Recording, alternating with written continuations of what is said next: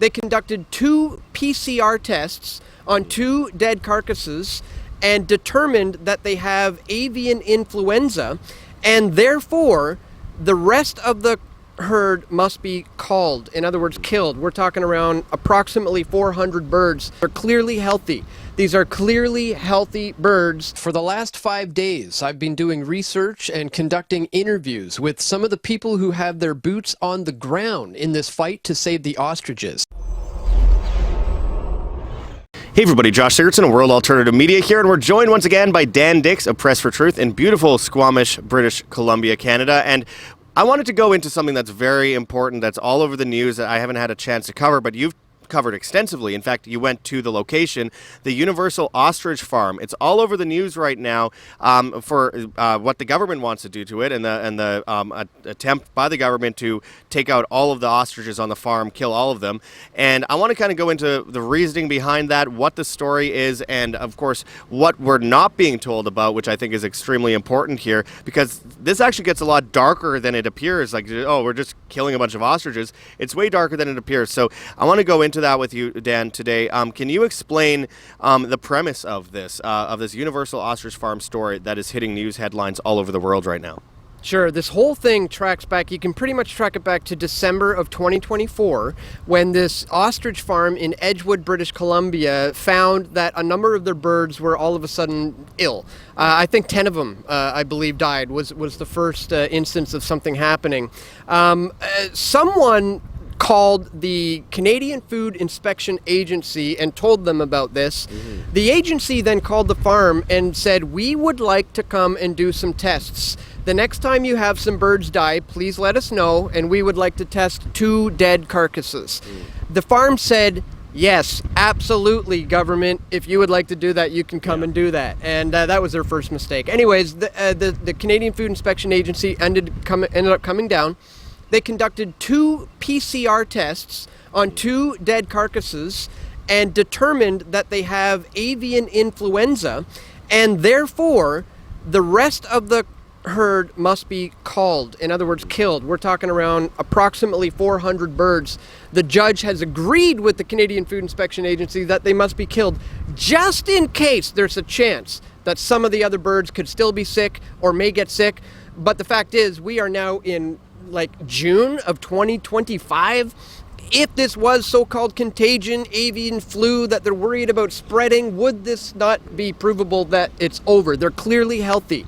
These are clearly healthy birds, and the government has ordered that, no, they're going to be killed. So right now, you've got about 50 to 100 protesters on average who are there waiting and ready to kind of fight back against the cull order should the RCMP show up and try killing these birds any day. Yeah. And it's turning into a huge, huge scene right now. Well, and I mean, it kind of says all you need to know when they say they use PCR tests on the birds. Polymerase chain reaction tests cannot test for specific illnesses. So again, this has been quite a while since that test was done. And of course, none of the other birds are dying, and there's no evidence of this being some contagion that's being spread. But of course, in the news right now, the fear-mongering around bird flu is huge. They're trying to give this idea that the whole world is on the brink of an apocalypse with bird flu, and most of us, hopefully, we've learned enough from the COVID insanity that we know this is a hoax, this is an agenda.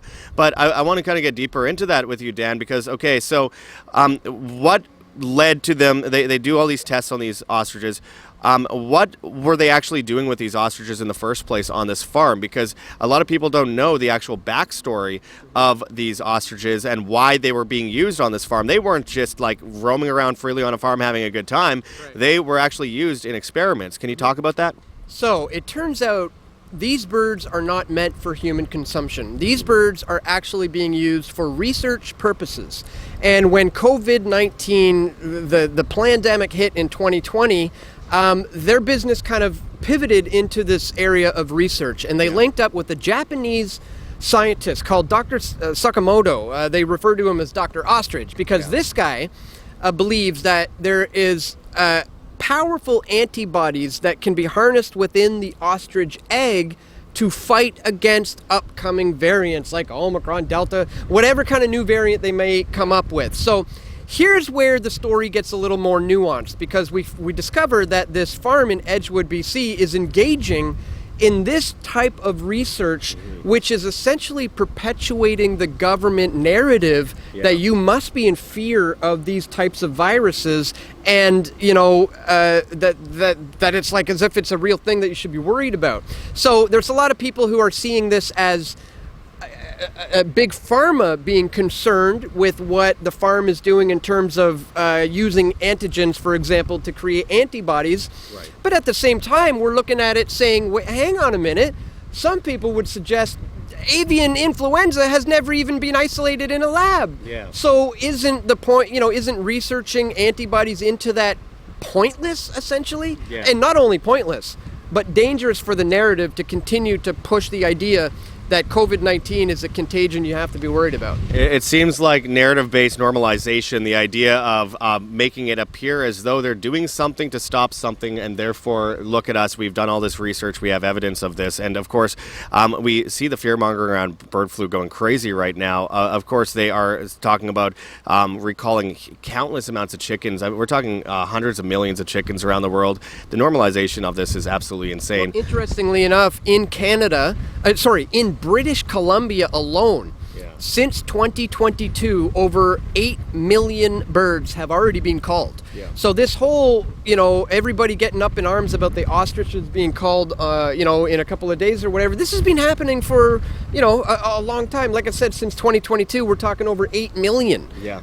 Various backyard farm birds, various industrial chicken farms, and even, like I said, backyard chicken coops. Yeah. So this has been a big problem that we have to, resist the Canadian Food Inspection Agency from having the ability to fight small-time farmers by taking out their, their fowls. Like Well, there's definitely a war on farmers, and I would also add that they've banned the sale of chickens at chicken markets in parts of the South already, and they have all these stories about indoor-only cat gets bird flu and has never been outside, has been tested with PCR tests. No one else around them or even in that town has been tested positive. But of course, for this reason, you have to check your cats. And we heard that at the beginning of 2020 with the COVID thing as well. People were throwing cats off of balconies in China. But that's all they need. That fear mongering will get people going. They're already talking about avian influenza going from birds into dairy cows. Yeah. And they're already talking about going after dairy cow farmers for the avian influenza. And look, we're talking about the Canadian Food Inspection Agency when these birds aren't even meant for human consumption. Well, that's a big one too, Dan, because they're talking about injecting a lot of these chickens and pigs and cows with modified RNA injections, which, by the way, survive the digestive system. So it's basically like getting vaxxed if you eat a piece of chicken. So they're trying to get people to not eat meat. The fear-monger is insane. But what do you think is actually going to happen with this ostrich farm as this continues to unravel? Because people are angry about it. There's a lot of divide in the story. I mean, I see the comments out there. Everyone seems to have a different idea of what this what's actually happening, what the point of it is. Where do you think this is going to end up? Are they going to just take out the ostriches? Are they going to kill them off? Are the protesters going to win? What did you see by being on the ground? Which, by the way, you could check out his video on this on Press for Truth, pressfortruth.ca, I should add. But what do you think this is going to turn into? Yeah, I did a pretty big piece on this, a lot of interviews with people on the grounds, interviews with doctors, interviews with the farm owners themselves. What I see coming of this in the next little while is the judge has ordered the culling. The CFIA is going to do this, but I do think they're going to kind of wait until things fizzle down a little bit. I think they're going to maybe wait until protesters start to get a little tired of hanging out and then kind of come in the dark of the night when nobody's expecting it, basically. But I don't really anticipate that they're going to back off on this because of the media attention that's coming here. And really, it is, again, it's dividing the movement. It's very nuanced, but the major takeaway here is that the government is ordering the killing of 400 healthy birds for no good reason, bogus PCR tests based on something that hasn't never even been proven to exist. So, I mean, that's the big takeaway, that they're going to be able to use this as a precedent to go after other small-time farmers of any kind of food eventually. Yeah.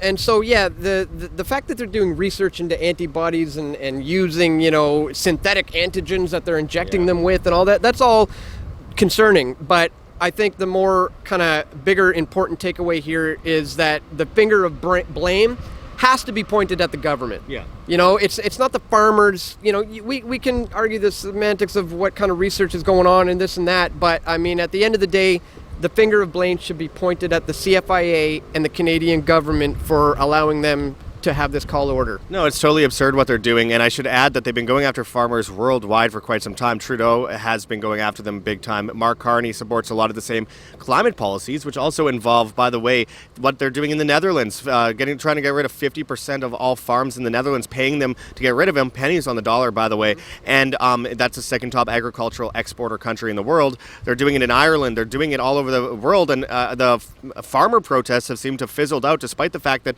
they're using bird flu now as a reason to go after and cull the food, because it makes us all hungry, it makes us all dependent. We don't have food on the shelves. We either pay more for it or we have to get rations later, which digital IDs are coming in at the perfect time, I guess. But I want to point out one thing.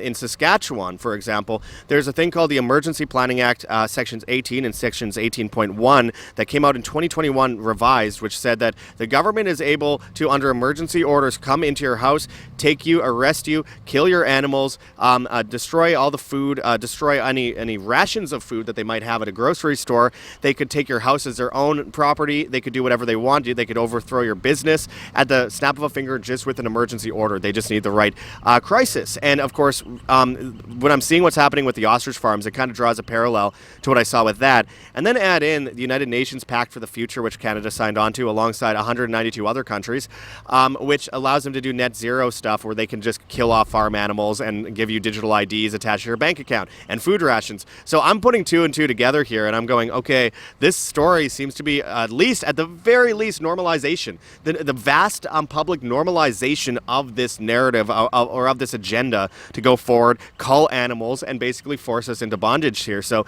I think it's a very concerning story. Of course, anytime the government does anything, it's absurd. We hear stories every day. The things that we have to deal with, my friends, especially in Canada, it's just gotten so overboard. But Dan, you're doing good work going to places like that on the ground. I don't know of a lot of independent medias that actually went out there and reported on the ground at this place. You took time out of your day, you spent money on this to go and do this, and I urge people to check out. It's like a documentary style video. It's a long form video that goes into all the details, talks to the people on the ground. I highly recommend people go and see that at pressfortruth.ca. But I want to also end this by asking you getting you to tell our viewers where else they could find you and what else you have on the horizon over at Press for Truth.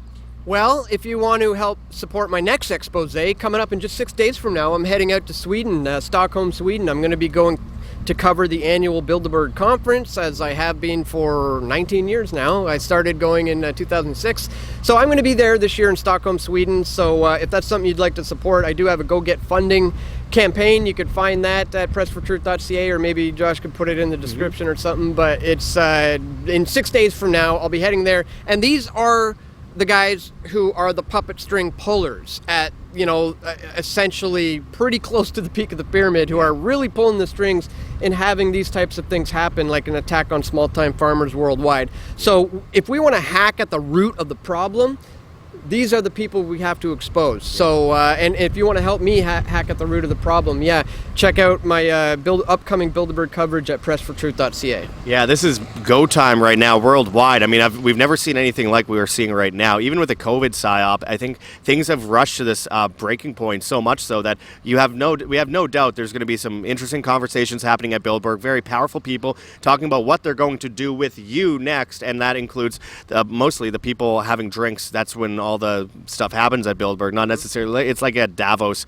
It's usually when they're having drinks after the conference that they really get into things. They make their creepy Illuminati deals. I say Illuminati loosely. It's mostly just satanic. And of course, their plans to enslave humanity. And of course, recruit the up-and-comers as well. Yeah. It's really a recruitment tactic to find the next kind of person that they want to place in a very high position of power in a few years from now. Absolutely. Very important stuff. So I appreciate what you're doing. It's going to be interesting watching you over in Bilderberg. I've been watching you since 2006 going there, so that's interesting. Yeah, that's 19 years, man. That's crazy, and I appreciate all the work you're doing over at pressfortruth.ca. The links are in the description, my friends, and there's much more coming up, so stay tuned. Thanks again, Dan. I appreciate you joining us. Absolutely. No problem, man. Check out whambeef.com for 10 plus year shelf life freeze-dried steak. Of course, there's freeze-dried chicken and freeze-dried ground beef as well. 12 servings per bag. And there you could use code WHAMBEEF, WAMBEEF, all one word, and you will get 20% off on your order. So I highly recommend people go and use that code today. Get stocked up on this. Guaranteed no mRNA jabs in this meat, no lab-grown meat, all American beef, 100% natural. This might be the only option you have down the road. Not to be a fearmonger, I'm just trying to give solutions. And these are real solutions, my friends. So go and check it out. If you have any issue buying anything from the site, it's due to the fact that they're constantly getting hit to overload their system, so the website goes down so that people can't buy things because they're over the target. That's why you have to keep going back and keep supporting people like we have over at Prepper All Naturals over at whambeef.com.